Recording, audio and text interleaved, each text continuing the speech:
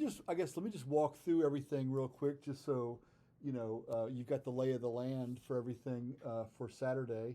It looks like you've got a pretty big team. Is that 5 people on your team, or how many people are on your team? 4. Okay. Well, that's still a good size. Very cool. So let me just go over the itinerary. So obviously, you've got my number. If you guys have any questions or anything, just text me.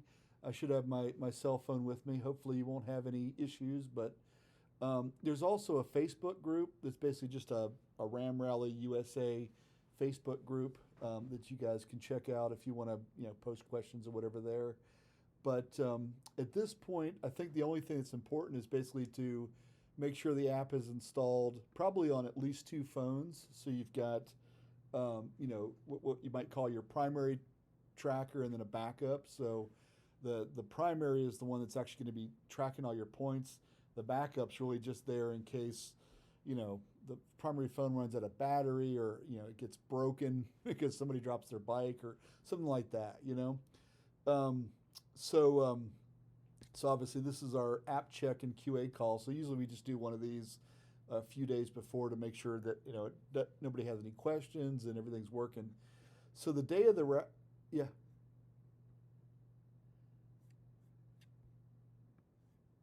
Yep.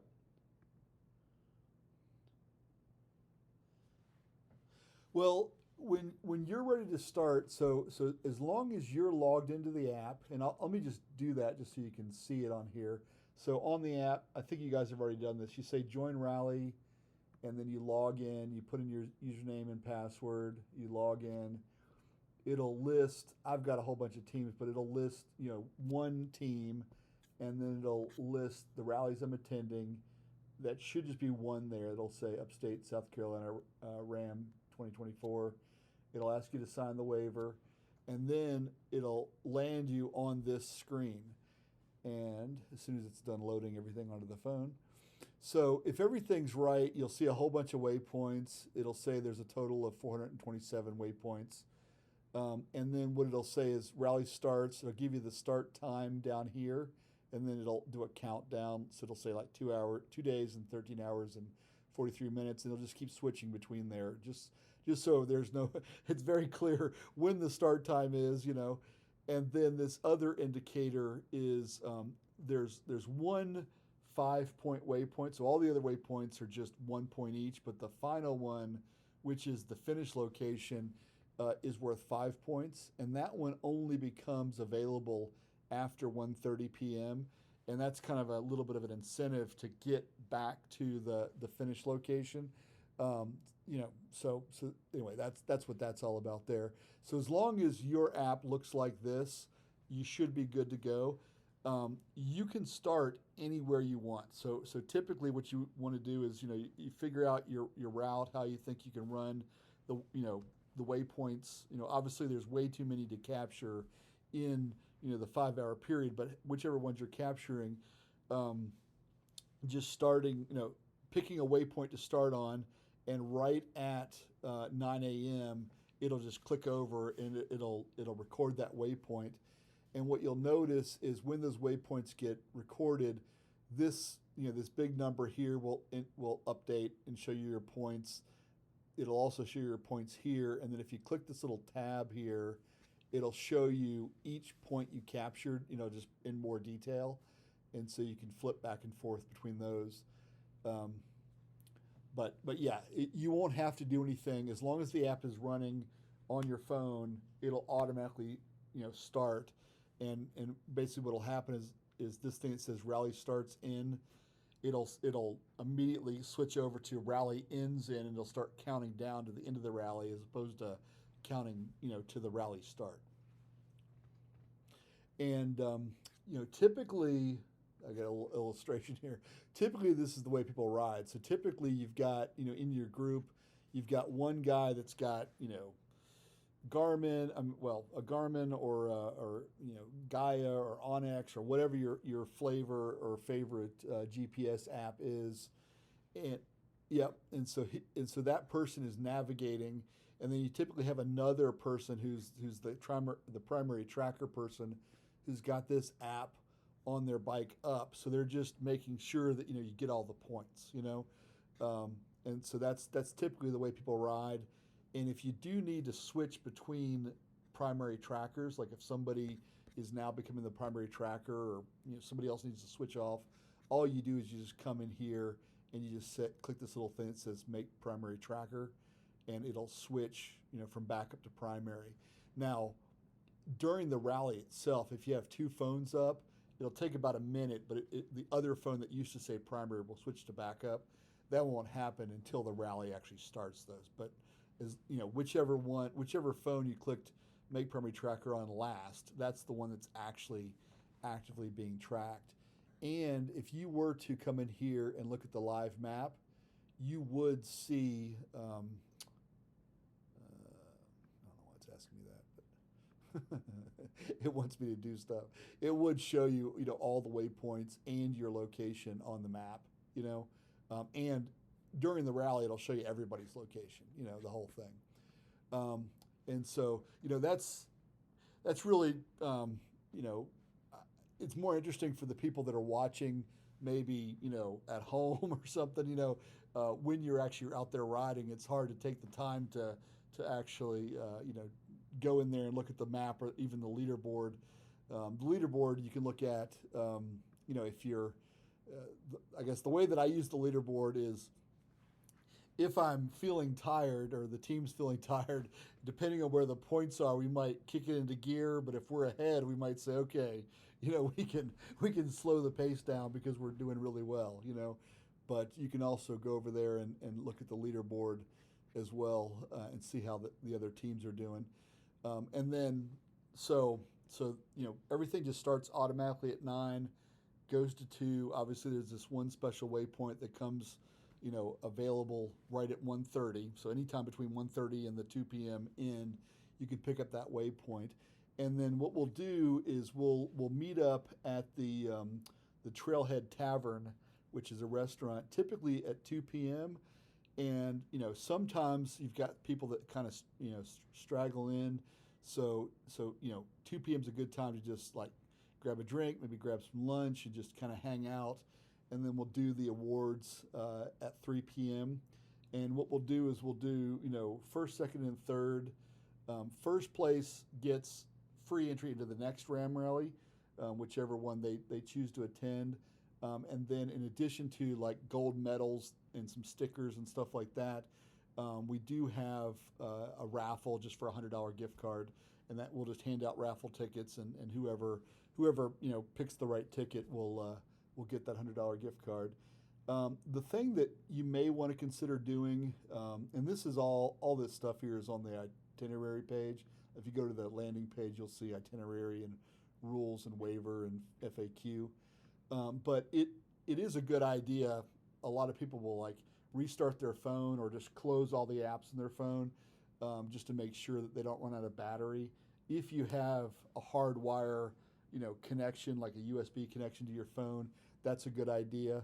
You basically just don't want to run out of battery, while you're actually in the middle of the rally on the phone that's actually tracking your points. So that's just something to keep in mind. Anyway, but that's the basic itinerary. Any questions about the itinerary? Okay. Yep. Okay. You should, yeah. So the thing is that getting this stuff loaded on the phone, that does require cell service. After that's done, once everything's up and looking like this, even you can even restart your phone and everything, and it does not require cell service at all. But yeah, just making sure that the app is loaded on the phone and that the actual rally is loaded in the app. You want to do that while you've got cell service, but after that, there's no requirement for cell service. Yep. Yep. Yeah. And if they just want to close down all their apps, including this one, or restart their phone or do whatever, all that's fine as long as everything's loaded. It's good, but and you definitely don't need cell service. What it'll do is if you're outside of cell range, basically, it's still tracking points, and then once you get into cell range, it'll sync up with the server, and it'll update the leaderboard and the live map and all that kind of stuff. But it doesn't need cell service at all to actually track anything. Cool. So let's see. So the rules are pretty basic. So obviously, you've got to have at least 2 riders, a maximum of 5. And that's the 2-rider thing is really for safety, but also if you're trying to have one guy navigate and one guy watch the points, it's much harder with just one person. And so what we've done is we've said that if somebody for whatever reason needs to ride solo, it essentially doesn't count, right? They can attend, but it's not official, right? They don't get an official score. Because the other thing is that a single rider is going to typically be a lot faster than 2 or more riders. Obviously, everything's on motorcycles. We have had people run it like in Jeeps or things like that, but those don't count either. They can participate, but it just isn't official. All the bikes have to be licensed and insured, for on-road use, because obviously all the connectors are all on road. And you basically just have to follow all the applicable laws, and be safe. You want to ride with purpose, but not ride like a crazy person. So those are the basic rules. The FAQs, I think we kind of touched on this. So how does cell range impact scoring? It really doesn't. The app will do everything for you. You don't need cell service for that. You just need to load it on the app one time. And then the primary tracker, so whichever one says primary, that's the one that's actually actively being tracked. So one of the things that is an issue is if you run the app in the background, like you switch it and run it in the background, technically speaking, most of the time it will continue to track points, but all these phones, whether or not you're on Apple or an Android phone, if the battery starts to get low, they can actually slow down the app that's running in the background. So we definitely don't recommend. We recommend one person having the navigation up and the other person having this in the foreground watching the points, and not to put it in the background, because there is a chance that if it's in the background, it won't capture points. So you want to make sure that whoever the tracker person is, they've got the app up and they're watching the points. And what's kind of interesting is as you get really close to these points, so this one, these are just simulators. So like this one's running around California somewhere, and this one's somewhere in the upstate. But once you get closer to a mile, within a mile of a marker, it'll start getting darker and darker green. And then as soon as it actually gets the point, it will obviously update the point value. You'll hear a little beep, which on a motorcycle is kind of hard to hear unless you've got earphones in or a headset connected. And then obviously that point will register on this side over here. But the easiest thing to do is just look at this point value. But these things will start getting a darker green. They'll start out a very light shade, and then it'll get very, very dark right before the point is actually captured. So it's usually pretty easy to see when you're coming up on a point. Even if you only look down occasionally, you can still tell that you're heading toward it. Yeah.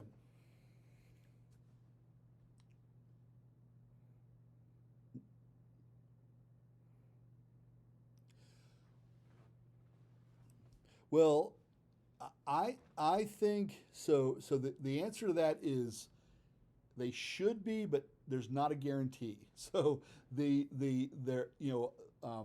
most of these waypoints are things that have been ridden. Some of them were like public trails or things that are marked as, everything was marked as a public road that was either dirt, single track, or they call it like high lift vehicle. But not every waypoint has been ridden. So what you want to do is when you're creating your route, you want to make sure that Google or Gaia or Garmin or whoever tells you can actually cross there if you're crossing water or whatever, and you just want to double check maybe on Google Earth to make sure there's actually a trail there. So that's That's actually a great question. Is that yeah? There's not a guarantee that those waypoints are. I mean, eventually they're reachable, but if you got to get off the bike and hike half a mile, yeah.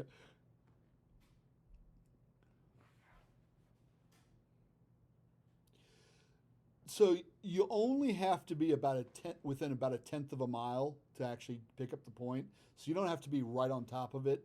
But a tenth of a mile, if you're riding at a decent clip, comes up pretty fast. You can cover that in like 5-10 seconds. But yeah, you don't have to be dead on. You just have to be near. Um, so if something happens, like you're out of cell range and you switch from primary to backup, on a different phone, all the points that are being captured, they'll all sync up when it gets back to cell service. So don't worry. If one phone says 20 points and one phone says 30 points, it'll all show up on the leaderboard as soon as you get back to cell range. So don't worry if the phones are off at some point in the process. Um, and then obviously, if for whatever reason, if you ever need to close and reopen the app, it stores all the points, on the phone, so that if your phone crashed, like it overheated, that's happened, where people like leave it in the sun. Every time a point is captured, it's recorded to the phone. So if anything happens, as long as the phone is still recoverable, it will, as soon as it gets to cell service, it'll sync up, and it would have synced up along the way as it got to cell service. So anyway, so those are all the normal FAQ things. Let me log in here and just show you a few things that may be useful for you. Let's push this guy over.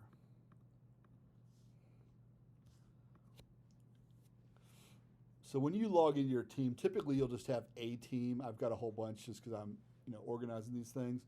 And then you go to the rallies I'm attending. It'll show you, the Upstate Spring Ram Rally.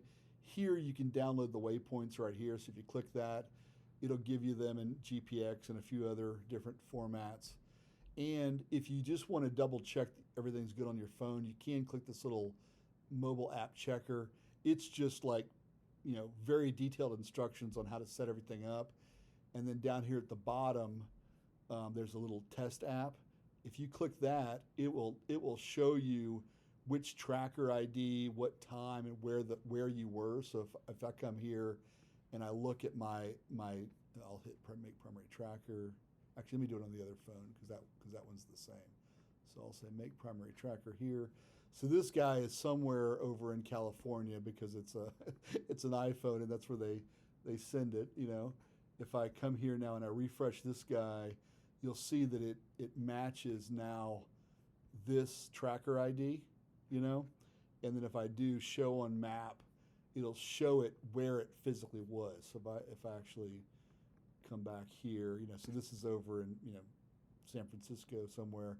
So anyway, you can use this little tool that's right inside the website just to make sure everything's good. The other thing that I guess I'll just touch on this real quick. So team roster, if you come in here, if you want to invite other people to your team, you can put in their name, their email address, and your name, and hit send invite.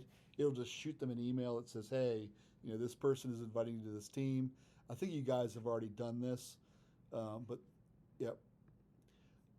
There are these things called a practice field and a test track. So what this is, if you want to come in here and just upload a GPX file, it could be a GPX file near your house, or it could be the real one for the rally, and you just choose the file, and then once you choose the file, you click upload, and it will allow you to log into the app.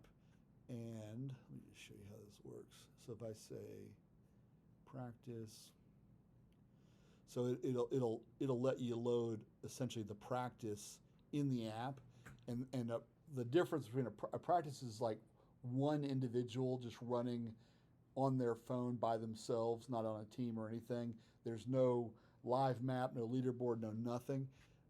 Just if you just want to play with the app and see how it works, you can use that practice field. This test track is a little more involved. So this actually is runs exactly like a real rally, but just within your team.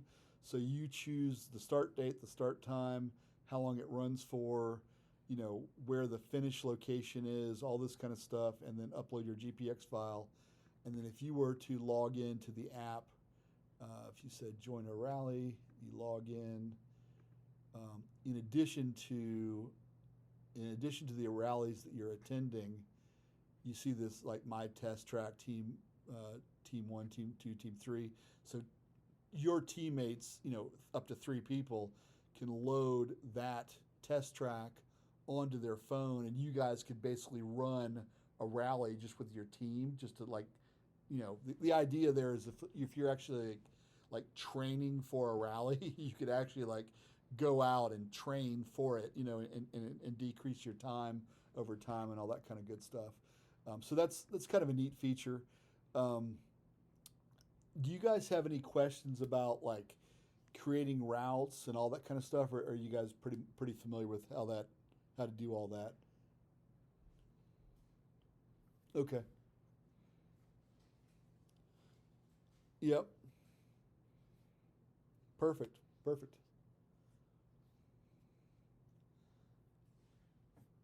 Yep. Okay. Well, cool. Well, great. The other thing that, and this is maybe down the road. So what you can also do through here, since you guys have got a team, is you can actually run a rally in your area. That's something new that we're just started doing. But the idea is that if you could think about this like a league, or something. So, this upstate one is one that I typically maintain, and I'm always trying to improve the waypoints and things like that.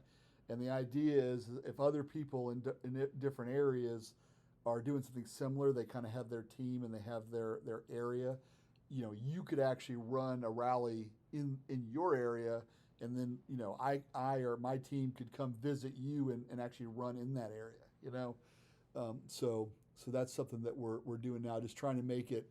For the longest time, for the last 4 years or so, Chris Martin, a guy over in Australia that started all this, he's run probably 20 rallies over there. I've run, I think, this is my 3rd in the U.S., but we're trying to set it up so that individual teams can actually set up their own rallies. So if that's anything of interest, we could always jump on a call and I could walk you through all that as well.